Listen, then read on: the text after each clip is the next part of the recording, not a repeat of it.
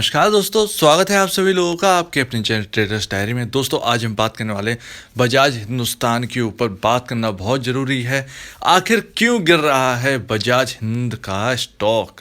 अब क्या करना चाहिए, सेल कर देना चाहिए या होल्ड कर देना चाहिए, क्योंकि यहाँ पर लोअर सर्किट जो है वो लगातार लग रहे हैं। अच्छा, अगर आपने बजाज हिंदुस्तान के आप शेयर होल्डर हैं, आप लेना चाहते हैं या फिर, तो आपने नोटिस किया होगा कि जेपी एसोसिएशन भी गिर रहा है, पैरामाउंट केबल भी गिर रहा है। कुछ ऐसे स्टॉक्स जो तेज़ी से बढ़ रहे थे, यानी जो अगर हम बात करें 10 रुपये से 20 रुपये हो गए, ऐसे कुछ स्टॉक जो फंडामेंटली बहुत अच्छे नहीं हैं, लेकिन यहाँ पर जो है तेज़ी बहुत भयंकर हो चुकी थी। उन स्टॉक्स में अगर आप देखें तो उनमें एक ही रीज़न है इस वक्त गिरने का। सब में लगातार गिरावट हो रही है, सब में लगातार यहाँ पर जो है लोअर सर्किट लग रहे हैं। उनमें सिर्फ एक रीज़न है और कोई रीज़न नहीं है इन स्टॉक्स का गिरने का, सिर्फ ये कि यहाँ पर इंट्राडे जो है वो बंद कर दिया गया है। यानी कि यहाँ पर जो अगर आप अपना ब्रोकिंग ऐप, यानी जिससे आप शेयर खरीदते हैं बेचते हैं, वो ऐप अगर खोलें, डीमैट होल्डिंग ऐप, तो जब आप सर्च करेंगे बजाज हिंदुस्तान को तो आपने देखा होगा बजाज हिंद नाम से आता है, बजाज हिंद के आगे BE लिखा रहता है। कभी आपने नोटिस किया होगा कुछ दिनों में, तो ये बी सेगमेंट में आ गया है। अब ये बी सेगमेंट क्या होता है? बी सेगमेंट ये होता है दोस्तों कि यहाँ पर जो है इंट्राडे क्लोज कर दिया जाता है। यानी किसी स्टॉक में जब तेज़ी से तेज़ी हो जाती है, मतलब तेज़ी हो जाती है किसी स्टॉक में बहुत भयंकर, तो यहाँ पर सेबी जो है क्या करती है, EQ में होते हैं ये स्टॉक्स। इसमें EQ का मतलब होता है इंटरडे अलाउ है, इस स्टॉक में डिलीवरी अलाउ है। लेकिन जब बी में आता है तो इंटरडे अलाउ नहीं होता। तो सेबी क्या करता है, EQ से हटाकर बी में डाल देता है, बी सेगमेंट। तो ये एक सर्विलांस टाइप का है। और यहाँ पर जो है दिक्कत की बात फिर आ जाती है। उम्मीद है आप लोगों को समझ में आ गया होगा। सिर्फ एक लौता यही रीज़न है, फंडामेंटली स्ट्रॉन्ग तो था ही नहीं, उम्मीदों पर खरा उतरा ही नहीं था फाइनेंशियल। तो यहाँ पर उम्मीद है आपको ये चीज़ समझ में आ गई। तो जब से इस स्टॉक में बी लगा है तो Paramount cables, Bajaj Hindustan, JP association, ये सारे के सारे जो शेयर्स हैं वो धड़ाम से गिर गए इनमें इंटरडे क्लोज होने की वजह से। और डिलीवरी भी ज़्यादा लोग लेते नहीं हैं, तो डिलीवरी जो लोग ले रहे हैं वो ठीक है, इन्वेस्ट कर रहे हैं इसमें। तो ये एक मेन रीज़न है, आपको पता चल गया होगा। अब ये हम क्या करें कि कहाँ पर सपोर्ट मिलेगा, तो टेक्निकल चार्ट देखना पड़ेगा, उसको हम देखते हैं, प्लस इसके पी रेशियो को देखते हैं कि भैया हमारा पी रेशियो जो है बराबर है या नहीं है। प्लस इसके साथ साथ नई शेयर होल्डिंग पैटर्न भी आ चुकी है, तो प्लीज़ उसको ज़रूर देखिएगा कि प्रमोटर ने क्या किया। चलिए देखते हैं दोस्तों इन सब चीज़ों को। तो दोस्तों NSE में 17.25 रुपीज़ का प्राइस चल रहा है और 17 रुपये 30 पैसे का है BSE में। लेकिन अगर आपने गौर किया होगा एक चीज़ को, BE सेगमेंट में होने के बावजूद 22,90,000 का यहाँ पर वॉल्यूम हुआ है, और सिर्फ BSE में। जबकि NSE में वॉल्यूम हुआ है 1,31,97,000 का वॉल्यूम। तो इस तरीके का यहाँ पर काम जो है वो यहाँ पर चल रहा है। और यहाँ पर जो है वॉल्यूम बहुत हाई है, BE सेगमेंट में होने के बावजूद ये वॉल्यूम हाई है। लोअर सर्किट लगा हुआ है, कोई दिक्कत की बात नहीं है। देखते हैं हम चार्ट को, कहाँ पर होगा सपोर्ट, कहाँ पर रेजिस्टेंस। अब आप देखिए फंडामेंटल जिसकी मैंने बात की थी, तो 2200 करोड़ का मार्केट कैप है, कोई बड़ा मार्केट कैप नहीं है, एशिया की नंबर 1 कंपनी है। इसका मैं आपको एक रीज़न बता देना चाहता हूँ। यहाँ पर देखिए शुगर कंपनियों की हालत बहुत ख़राब चल रही है। पहली बात तो जिसकी जितनी ज़्यादा सेल उसका उतना ज़्यादा यहाँ पर लॉस है।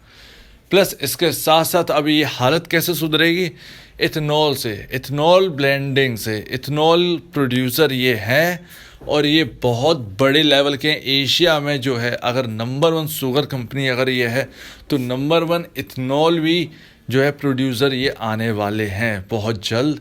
इसमें कोई दोहराई की बात नहीं, क्योंकि पेट्रोल अभी ज़रूरत है, इलेक्ट्रिक व्हीकल अभी इतना फैला नहीं है, और जब तक ज़रूरत है तब तक इथेनॉल तो ब्लेंडिंग करनी पड़ेगी। तो यहाँ पर जो है आपको यहाँ पर अगर इस कंपनी शुगर कंपनियों की जो हालत सही होनी है, शुगर कंपनियाँ जो चली हैं तो सिर्फ और सिर्फ इथेनॉल की वजह से। इथेनॉल जो है वो महंगा जाएगा, डिमांडिंग अब 30 से 40% पेट्रोल के अंदर जो है इथेनॉल ब्लेंडिंग होकर आया करेगा। तो इस चीज़ को ध्यान रखिएगा। अगर ये स्टॉक टिका है इन लेवल्स पर तो सिर्फ और सिर्फ इथेनॉल इसका एक ही रीज़न है, इथेनॉल, बस, और कोई रीज़न नहीं है। बाकी का जो है वो शुगर कंपनी के आंकड़े आपके सामने हैं ही, तो वो एक चिंताजनक बात है, एक अच्छी बात नहीं है यहाँ पर। तो यहाँ पर EPS जो है वो -2.28 है, P रेशियो 24.27 है, और माफ़ कीजिए पता ही नहीं है, यहाँ पर मेंशन नहीं किया गया है। इंडस्ट्री P की बात करें तो 24.27 है। लेकिन हाँ, एक चीज़ शर्तीय बात ये है कि मैं अभी जो है इस स्टॉक को गिरते हुए इसलिए नहीं देख रहा हूँ क्योंकि इसकी बुक वैल्यू, फंडामेंटली इसकी बुक वैल्यू 20.9 पैसे है, 20.9 पैसे, जबकि 17 रुपये 10 या 30 पैसे के आसपास यहाँ पर स्टॉक काम कर रहा है। तो इस चीज़ को ध्यान रखिएगा कि बुक वैल्यू पर शेयर 20 रुपये 9 पैसे है, और यहाँ पर गिरावट इतना आसान नहीं, तो गिरावट आ रही है तो इसका मतलब है आपको डिप पर थोड़ा थोड़ा ही सही, थोड़ा सा रिस्क और लेना चाहिए, थोड़ा सा बाइंग और करनी चाहिए, अपने को जो है एवरेज में लाना चाहिए। लेकिन यहाँ पर कुल मिलाकर जो है वो आपके सामने है, 290 करोड़ का 2021 मार्च का लॉस है। अब इंतज़ार रहेगा Q1 का। Q1 के रिज़ल्ट यहाँ पर एक महीने के अंदर अंदर शायद जो है अगस्त या सितंबर के स्टार्टिंग में जो है बजाज हिंदुस्तान के आ जाएंगे, तो उन पर जो है नज़र रखिएगा, एक पैंची नज़र उस पर Q1 के रिज़ल्ट पर होने चाहिए, क्योंकि अब जो है, अब अगर हालात यहाँ से बिगड़ते हैं, यानी फाइनेंशियली जो कंडीशन है वो अगर यहाँ से बिगड़ती है तो ये अच्छा नहीं रहेगा शुगर कंपनी, उसके लिए ध्यान रखिएगा, क्योंकि इथेनॉल की बात चलती है तो फिर बैठ जाती है, एकदम इलेक्ट्रिक व्हीकल की बात की तरह। उम्मीद है आपको यहाँ पर समझ में आ गया होगा। अब यहाँ पर शेयर होल्डिंग पैटर्न देखिए, एक बहुत ही अच्छी खबर ये है, बहुत ही अच्छी खबर, फाइनेंशियल नेगेटिव है, लेकिन यहाँ पर एक अच्छी खबर ये है कि FIIs ने यहाँ पर हिस्सेदारी बढ़ाई है। 0.14% 2021 मार्च में होल्ड करते थे, जो कि बढ़ाकर 2021 जून में 0.44% तक ले आए हैं FIIs। तो उन्होंने कुछ तो इस कंपनी में देखा है, उसकी वजह से जो है यहाँ पर लगता है कि यहाँ पर जो है यहाँ पर बने रहना चाहिए, ठीक है ना। जो आंकड़े जो शुगर कंपनीज के मैं आपको बता दूं, लंदन और विदेशों में जो है यहाँ पर जो प्राइसिंग बढ़ाई गई है, इंक्रीज़ करी गई है, शायद उसका बेनिफिट अब इस क्वार्टर में हमको दिखाई दे, यानी Q1 के रिजल्ट्स जो आ रहे हैं उनमें शायद दिखाई दे। तो FIIs ने हिस्सा बढ़ाया है, हालांकि DIIs जो है बहुत ज़्यादा होल्ड करते थे, 39.90% इस कंपनी में होल्ड करते थे DIIs। अब यहाँ पर गिरकर उनकी होल्डिंग जो है 37.21% रह गई है। रिटेल इन्वेस्टर 44.52% होल्ड करते थे मार्च 2021 में, जो कि बढ़कर 46.92% पहुँच गई है। प्रमोटर की होल्डिंग सारी की सारी प्लेज है, एक नेगेटिव ये भी बनता है, लेकिन नेगेटिविटी के साथ साथ जो है वो पॉजिटिविटी की थोड़ी सी आशा की जो किरण है वो FIIs की वजह से यहाँ पर दिख रही है। FIIs प्लस जो है इथेनॉल का जो सेगमेंट है वो यहाँ पर जो है बेनिफिट शायद बजाज हिंदुस्तान के दिन बदल सके, क्योंकि यही सबसे बड़े शुगर प्रोड्यूसर हैं, तो यही सबसे बड़े इथेनॉल प्रोड्यूसर भी बनकर आएंगे। ये एक बार स्टार्ट हो जाए इथेनॉल का यहाँ पर काम, तो यहाँ पर बस ये है कि यहाँ पर ये है पीछे नहीं छोड़ेगा। बजाज ग्रुप एक अच्छा ग्रुप में से है। उम्मीद है आपको यहाँ पर समझ में आ गया होगा। अब अगर हम देखें डील्स में 19 जुलाई बस वही चलता रहता है। यहाँ पर जो है इंटरडे ट्रेडिंग, 22 जुलाई को प्रेफरेंशियल ऑफ़र, ये कोई मतलब की बात नहीं है। 20 जुलाई को पंजाब नेशनल बैंक ने जो है यहाँ पर शेयर जो है प्लेज कर रखे हैं, यहाँ पर वो माफ़ कीजिएगा बेच दिए हैं। यहाँ पर जो है 2,42,41,523 करोड़ यहाँ पर जो शेयर्स हैं यहाँ पर पंजाब नेशनल बैंक की तरफ से यहाँ पर 20 जुलाई को बेचे गए हैं। और आज शायद 25 जुलाई है, 26 जुलाई को मार्केट ओपन हो। तो अभी की बात है, शायद ये भी एक रीज़न है, 16 जुलाई से 19 जुलाई के बीच में ये सब काम हुआ है, और लगता है शायद यही एक वन ऑफ द रीज़न है इसके गिरने का। तो ध्यान रखिएगा।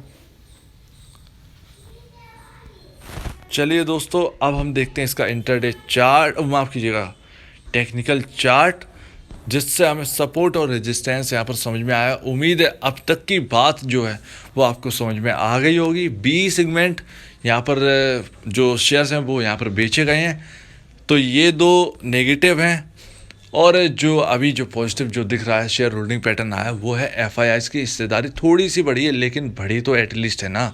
तो इस चीज़ को ध्यान में रखिए, ये एक बिग पॉजिटिव रहेगा इस स्टॉक के लिए।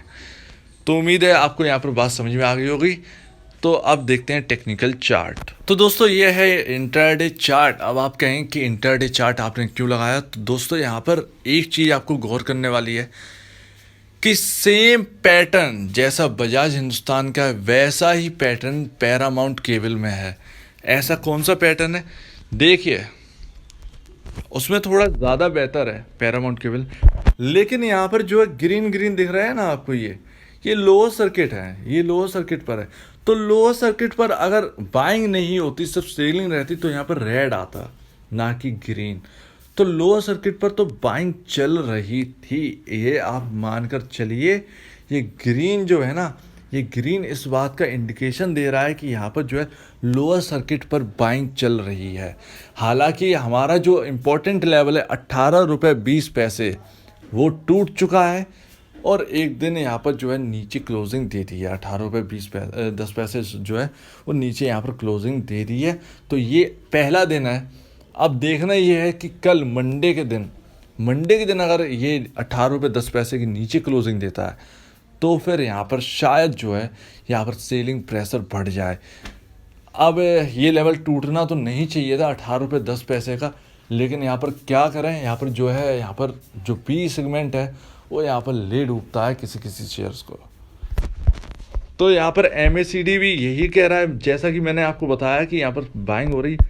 ये देखिए, जो सेलिंग प्रेशर है वो लास्ट में जाकर जो है वो हल्का हुआ है, हल्का बंद हुआ है, ग्रीन में बंद नहीं हुआ, लेकिन हल्का बंद हुआ है।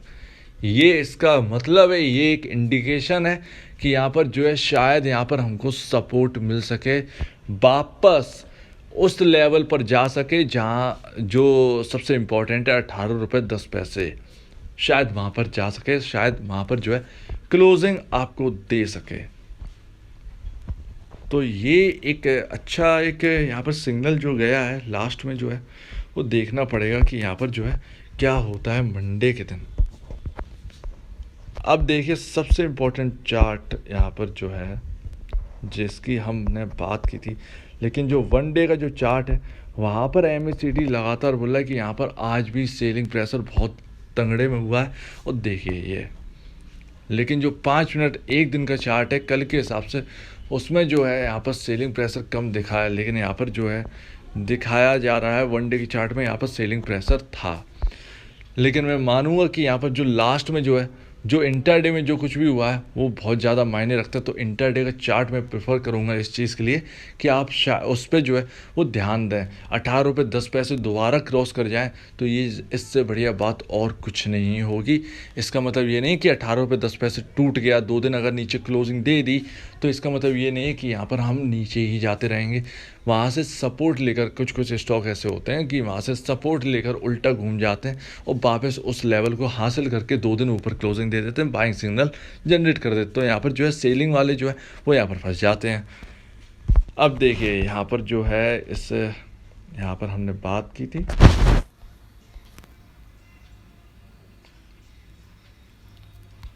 क्लोजिंग दे दी है इस स्टॉक ने यहाँ पर जो है 18 रुपये 10 पैसे के नीचे। देखिए गहराई से यहाँ पर दिख रहा होगा, ये देखिए गया भी एकदम अनडिसाइसिव मोड में गया है ये इसका मतलब ये ना तो बाइंग ना तो सेलिंग। अगर सेलिंग प्रेशर ज़्यादा रहता तो ये जो रेड कैंडल है ना सेम ऐसे ही जाती है यहाँ पर। तो उम्मीद है आपको यहाँ पर समझ में आ गया होगा। शायद जो है यहाँ इन लेवल से ये स्टॉक घूमता हुआ नज़र आए। बहुत ही ज़रूरी है एक इम्पॉर्टेंट लेवल को पार करना, वो है माफ़ कीजिएगा 18 रुपये 10 पैसे। और 18 रुपये 10 पैसे मैंने आपको बताया, 18 रुपये 10 पैसे अगर टूटता है तो फिर दिक्कत की बात हो जाएगी।